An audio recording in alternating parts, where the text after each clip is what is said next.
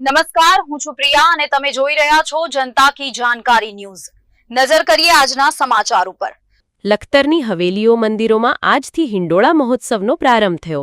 અષાઢ વદ બીજથી હિંડોળા ઉત્સવનો પ્રારંભ થાય છે અને શ્રાવણ વદ બીજ સુધી હિંડોળા ઉત્સવની ઉજવણી કરવામાં આવતી હોય છે, જેમાં ઠાકુરજીને હિંડોળામાં ઝુલાવવામાં આવે છે। ભક્તો હિંડોળા મહોત્સવના દર્શન કરી ભગવાનને ઝુલાવી ધન્યતા મેળવતા હોય છે। હિંડોળા ઉત્સવ એટલે ભક્તો માટે ભગવાનની સમીપ જઈને પોતાના મનમાં રહેલા સર્વ લાડકોડ પૂર્ણ કરવાનો ઉત્સવ। હિંડોળા ઉત્સવ ઉજવવાથી ભગવાનમાં પ્રેમ વધે છે અને તેમની સર્વ પ્રકારની સેવાનો લાભ પ્રાપ્ત થતો હોય છે। પોતાના હાથે પ્રભુજીને હિંડોળામાં ઝુલાવવાનો હર્ષોલ્લાસનો આ એક ઉત્સવ છે અને એટલા માટે જ હિંડોળાનું પર્વ એ આપણા હિન્દુ ધર્મમાં સર્વ સ્વીકાર્ય બન્યું છે। ત્યારે લખતર મધ્યે આવેલ રામ મહેલ, સ્વામિનારાયણ મંદિર, નાની હવેલી, મોટી હવેલી, નાના રામજી મંદિર સહિત ગ્રામ્ય વિસ્તારમાં આવેલા વિવિધ મંદિરોમાં આજથી હિંડોળા મહોત્સવનો પ્રારંભ થતાં હિંડોળા દર્શન માટે ભક્તોની ભીડ જામી હતી।